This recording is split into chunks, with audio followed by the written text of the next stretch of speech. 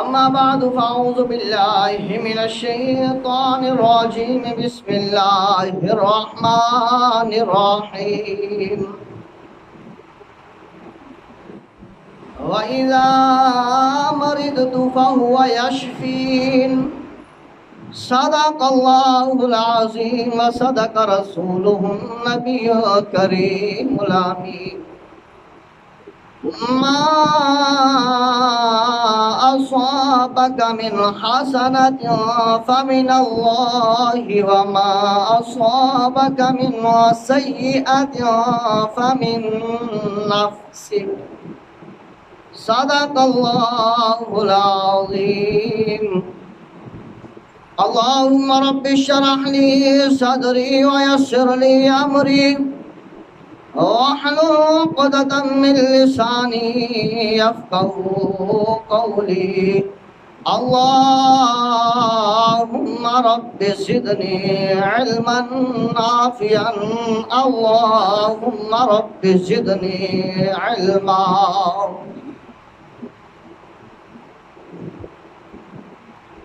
تھی جس کے مقدر میں گدائی تیرے در کی، قدرت نے اسے راہ دکھائی تیرے در کی.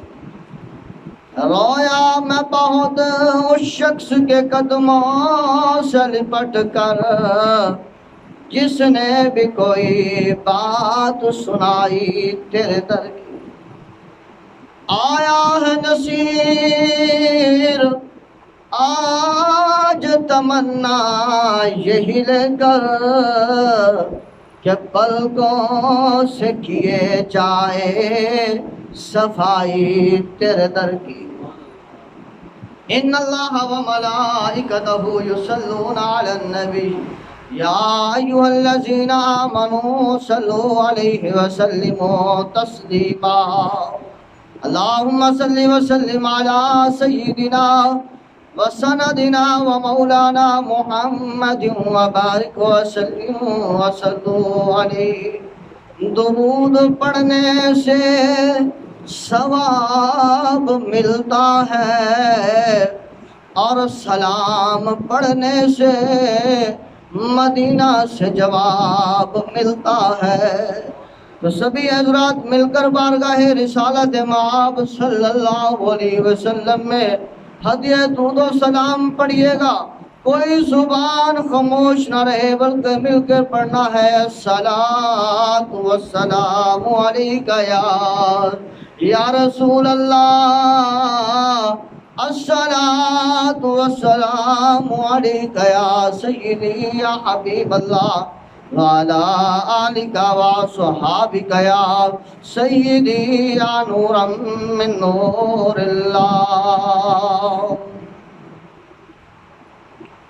تیروز در بستان شرا کہ ہم طوطیان خوش نوا پڑھتی تھی نعت مصطفیٰ بلغ العلا بکمالہ. یہ کمریاں بھی ذوق میں ڈال سر اپنا توق میں کرتی تھی چرچا ذوق میں کشفت دجا بجمالہ. یہ بلبلیں بھی کو بخو لے لے کے ہر گل کی بو کرتی تھی چرچا سو بسو حسنت جمیع خصالہ. یہ چڑیوں کے سن کر چہے چہے انسان بھلا کیوں چپ رہے. لازم ہے اس کو یوں کہے صلو علیہ وآلہ صلو علیہ وآلہ وصحابہ وبارک وسلم وصلو علیہ.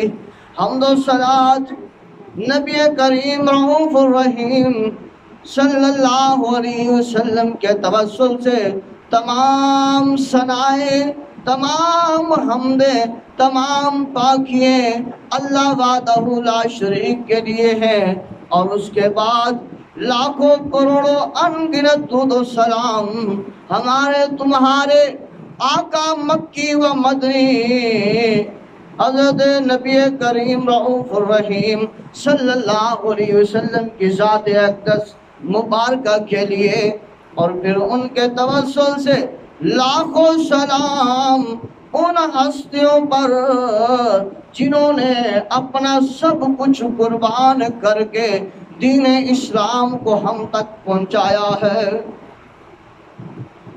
حضور نبی کریم رؤوف الرحیم صلی اللہ علیہ وآلہ وسلم کے تمام صحابہ ستاروں کی مانند ہیں، اور نبی کریم صلی اللہ علیہ وآلہ وسلم کے تمام جان نثار صحابہ اکرام علیہم الرضوان علیہم اجمعین کی ساتھ ہیں۔ اور مالک لم یزل کہ پیارے محبوب حضور نبی کریم صلی اللہ علیہ وآلہ وسلم کے پیارے نواسے حضرت امام علی مقام حضرت امام حسین رضی اللہ تعالیٰ عنہ کی ذات اقدس مبارکہ پر بلاکھوں سلام، جنہوں نے اپنا سب کچھ قربان کر کے دین اسلام کو ہم تک پہنچایا ہے، جن کے بارے میں کہنے والے نے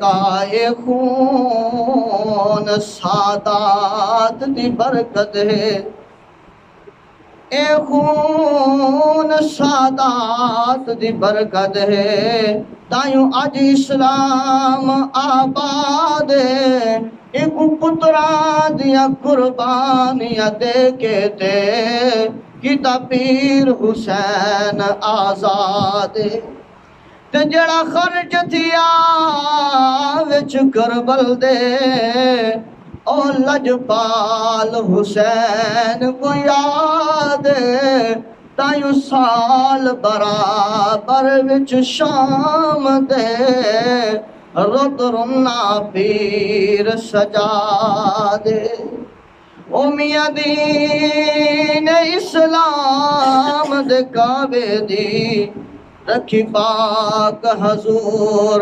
بنیاد او میاں دین اسلام دے کعبے دی رکھی پاک حضور بنیاد۔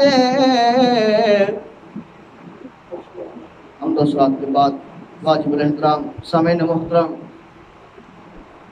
اللہ تبارک و تعالیٰ کا لاکھ لاکھ احسان ہے کہ جس مالک لم یزل نے ہم سب کو پیدا فرمایا، لاکھوں کروڑوں ان گنت درود و سلام نبی کریم صلی اللہ علیہ وآلہ وسلم کی ذات اقدس مبارکہ پر کہ جن کے وسیلے سے، جن کے صدقے سے مالک لم یزل نے ہم سب کو پیدا فرمایا۔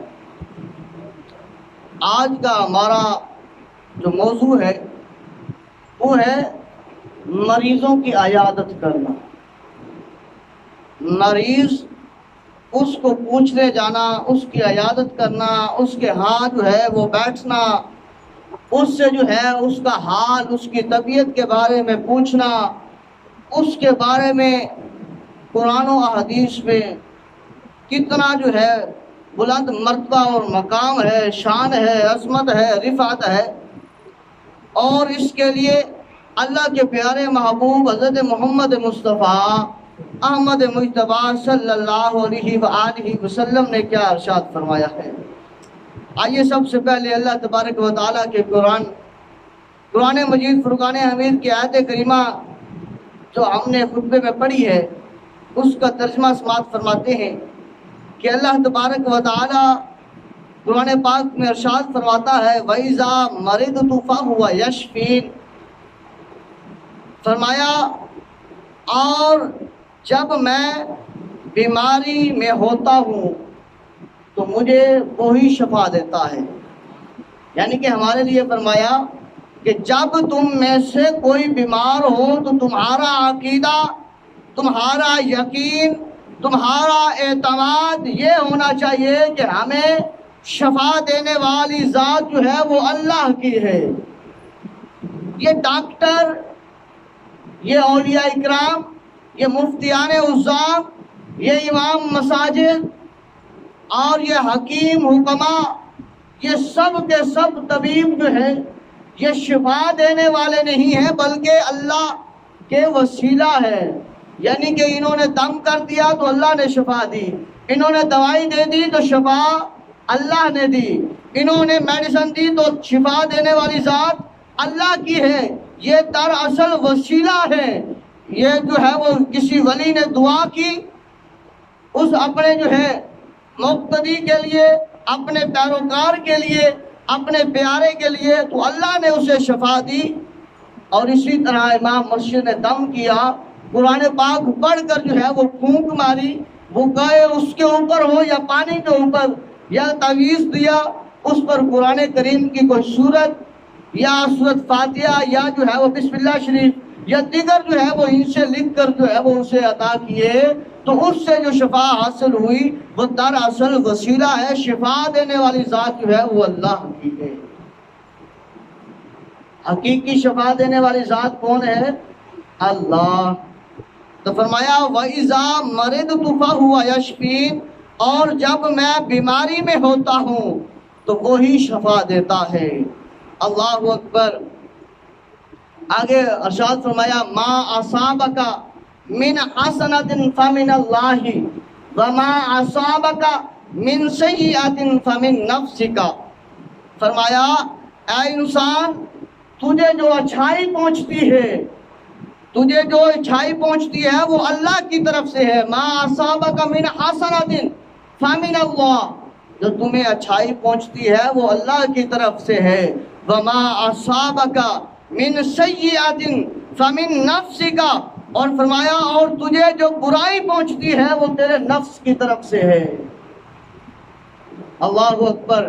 ہم کیا کرتے ہیں جب ہمارا کاروبار عروج پر ہو، جب ہماری فصل جو ہے وہ ڈبل ہو جائے، اچھی خاصی ہو جائے، گندم ٹکا کے ہو جائے، اس وقت ہم کہتے ہیں کہ یہ فصل ہم نے ڈی اے پی کھاد ڈالی، ہم نے یہ محنت کی، ہم نے پانی لگایا، ہم نے اس طرح کیا، ہم نے یہ کیا، ہم نے یہ کیا، اس کی وجہ سے یہ فصل اعلیٰ شاندار ہوئی ہے، ہم نے یہ کیا اس وجہ سے ہمیں یہ منافع ملا ہے، ہم نے یہ کیا اس لیے ہمیں یہ عزت، یہ دولت، یہ شہرت، یہ مقام، یہ رفعت، یہ بلندی، یہ مرتبہ ملا ہے. ہم تو یہ کہتے ہیں جب ہمیں کوئی پریشانی آتی ہے، ہمارے میں سے کوئی بیمار ہو جاتا ہے، یا اس کا ایکسیڈنٹ ہو جاتا ہے، یا مال میں نقصان ہو جاتا ہے، یا جو ہے وہ گندم جو ہے وہ برباد ہو جاتی ہے،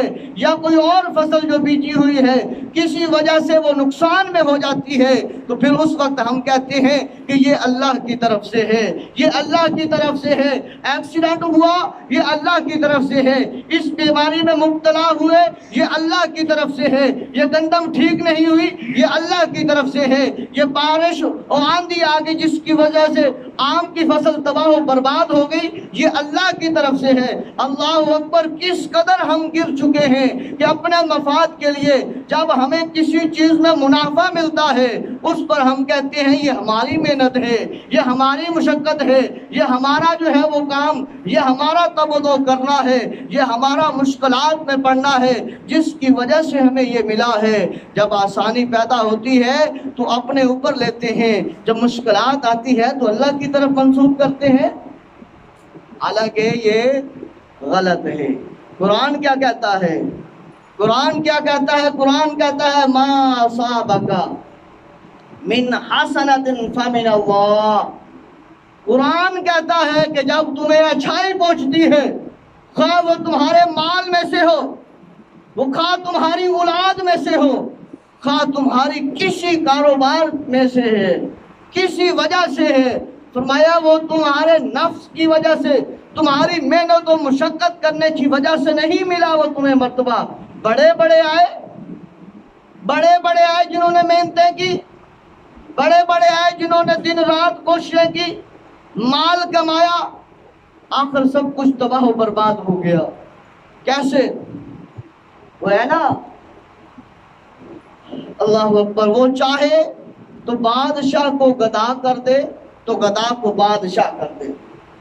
وہ جسے چاہتا ہے بادشاہ بنا دیتا ہے، وہ چاہتا ہے تو بادشاہ کو گدا بنا دیتا ہے، وہ بھیک مانگتا پھرتا ہے، کولا اٹھا کر آگے پیچھے جو ہے وہ دوڑتا پھرتا ہے، مجھے دو۔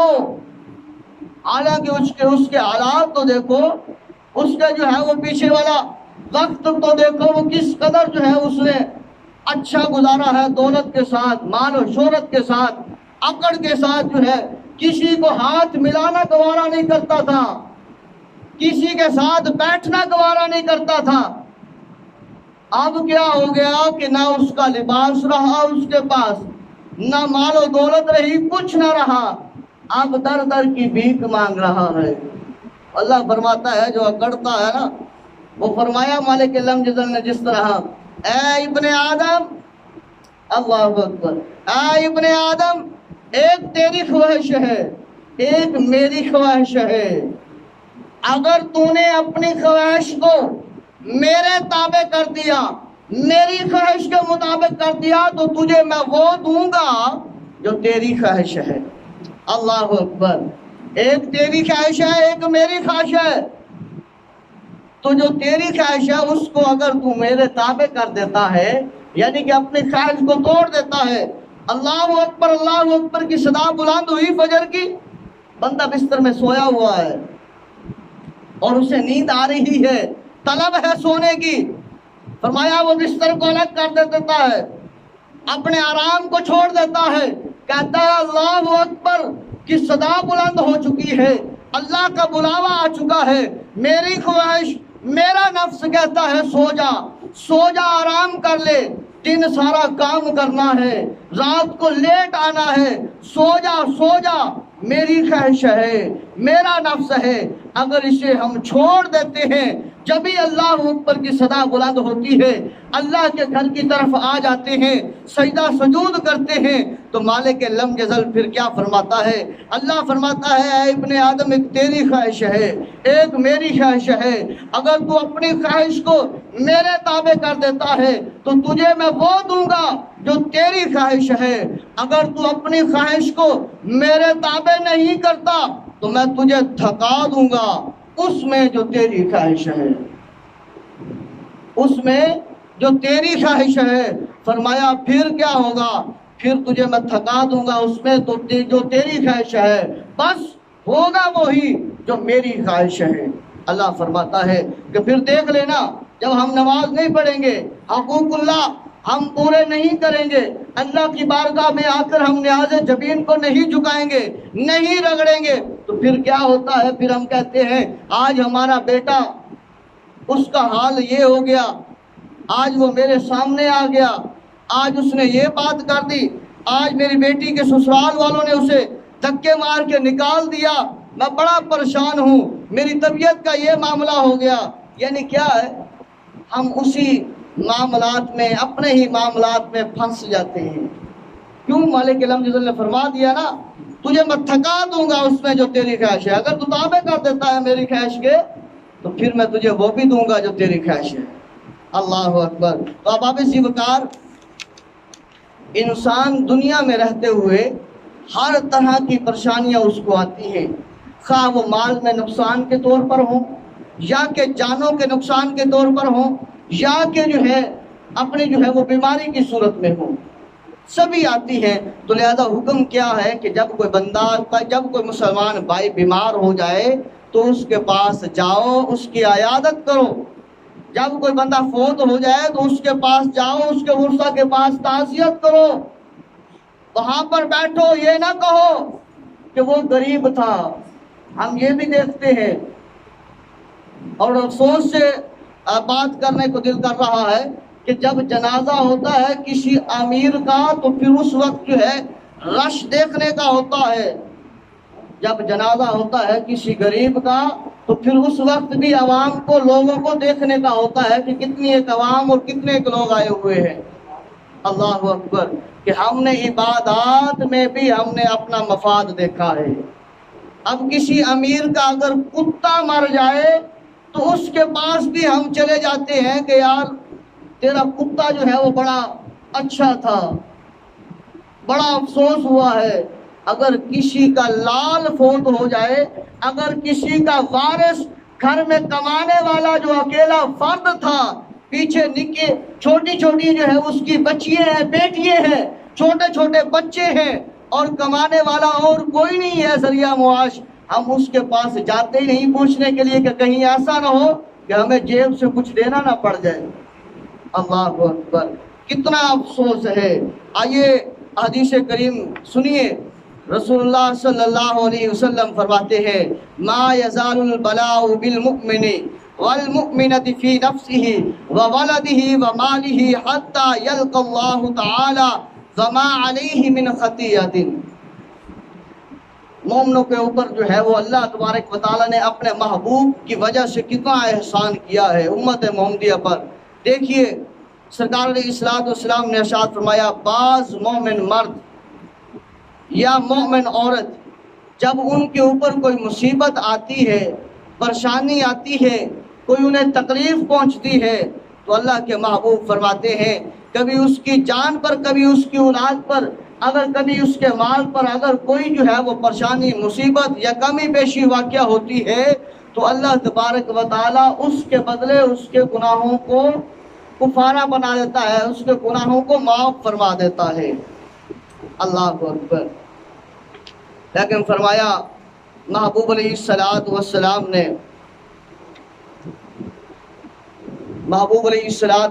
نے فرمایا جب کوئی مومن مرد یا عورت یا بچہ فوت ہو جاتا ہے یا کوئی جو ہے وہ بیمار ہو جاتا ہے، ہمارا نمازی بھائی اگر کوئی بیمار ہو جائے، اگر ہم اس کے پوچھنے کے لیے چلے جائیں تو لوگ جو ہے اس پر بھی باتیں کر رہے ہوتے ہیں، کوئی مفاد ہوگا اس لیے گئے ہیں، فلاح ہے، کھانے پینے کے چکر میں چلے گئے ہیں۔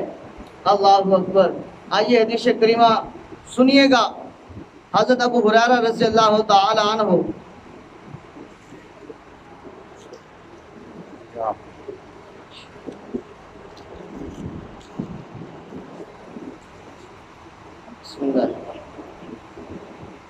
حدیث کریم ہے، حضرت علی رضی اللہ تعالی عنہ نے فرمایا کہ میں نے سنا حضور نبی کریم صلی اللہ علیہ وآلہ وسلم نے ارشاد فرمایا، جو مسلمان اپنے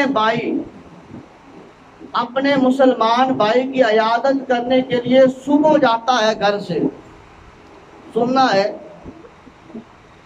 اللہ اکبر، اور پھر جو ہے وہ آج سے تہیہ کر لیں، دل میں ارادہ کر لیں اور دل میں بٹھا لیں اس بات کو کہ ہمیں مفت میں نیکیاں دی جا رہی ہیں، اور دکھاوے کے لیے نہیں، اللہ کی رضا کے لیے جائیں۔ جب وہ کوئی مسلمان بیمار ہوتا ہے، خواہ وہ مرد ہو یا عورت ہو یا بچہ ہو یا جوان ہو یا بوڑھا ہو، بچوں نے بھی بڑا ہونا ہے، بوڑھا ہونا ہے، وہ بھی اسی کے برابر ہی ہے، اگر ان میں سے کوئی بیمار ہو جائے تو حضور نبی کریم صلی اللہ علیہ وسلم فرماتے ہیں تم میں سے مسلمانوں میں سے کوئی اس کے پاس جاتا ہے اس کی عیادت کرنے کے لیے، اس کو پوچھنے کے لیے کہ بھائی تیرا ایکسیڈنٹ ہوا ہے یا تجھے یہ پریشانی ہوئی ہے یا تو اس بیماری میں مبتلا ہو گیا ہے، تیری طبیعت کیسی ہے، تیرا حال کیسا ہے، ہم تیرے لیے دعا کرنے کے لیے آئے ہیں کہ اللہ تعالیٰ تجھے صحت عطا فرمائے، تجھے تندرستی عطا فرمائے۔ ساتھ کچھ فروٹ نہیں لے کے جانے، مال و دولت نہیں لے کے جانی، کوئی کار کی کوئی گاڑیوں کی چابیاں لے کے نہیں جانی، بلکہ محبوب علیہ السلام فرماتے ہیں صرف اس کے پاس جانا ہے، سلام کرنا ہے، اس کی عیادت کرنی ہے، اس کی طبیعت حال کا پوچھنا ہے۔ یا رسول اللہ پھر کیا ہوگا؟ اللہ کے محبوب فرماتے ہیں جب بندہ صبح صادق کے بعد، سورج نکلنے کے بعد جب بندہ کسی مسلمان کی عیادت کرنے کے لیے گیا تو اس وقت سے لے کر مغرب کی اذان تک 70,000 فرشتے، کتنے 70,000 فرشتے سرکار علیہ السلام فرماتے ہیں اس بندے کے لیے دعائیں مغفرت کرتے رہتے ہیں، مولا یہ بندہ تیرے پیارے کو پوچھنے کے لیے گیا ہے، جس کو تو نے یہ اذیت یہ تکلیف دی ہے اس کا حال پوچھنے کے لیے گیا ہے۔ سرکار فرماتے ہیں وہ ایک لمحہ وہاں پر ٹھہرا، 2 لمحے وہاں پر ٹھہرا، 5 منٹ 4 منٹ 2 منٹ وہاں پر بیٹھا، اس نے صرف حال پوچھا، صبح سے لے کر شام تک 70,000 فرشتے اس کے لیے دعائیں مغفرت کرتے رہتے ہیں۔ اللہ اکبر!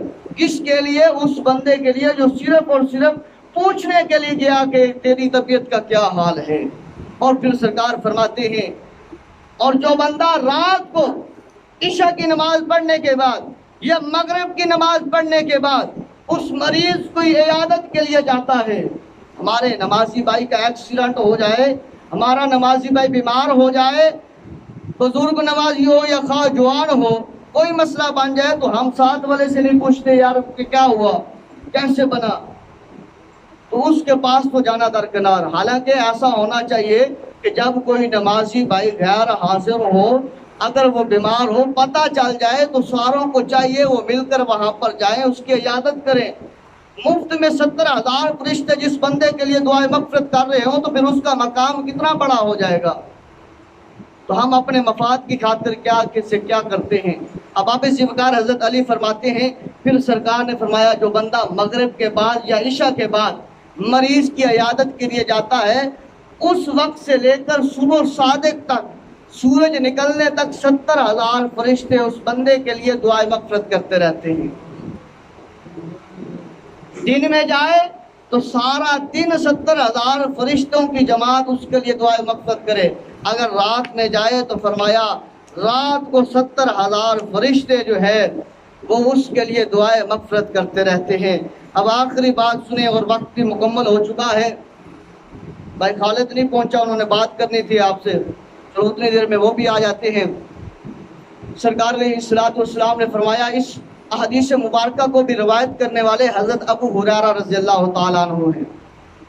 حضرت ابو ہریرہ رضی اللہ تعالیٰ عنہ روایت کرتے ہیں کہ رسول اللہ صلی اللہ علیہ وسلم نے فرمایا، کل قیامت کے دن، حساب و کتاب کے دن، جب نفسا نفسی کا عالم ہوگا، ہر بندہ پریشان حال ہوگا کہ پتہ نہیں کیا بنے گا، اس قدر جو ہے وہ تپش ہے، جہنم بھی جنت بھی سامنے ہے، پتہ کیا خبر، جہنم کی طرف دھکیلا جاتا ہے یا جنت کی طرف جایا جاتا ہے۔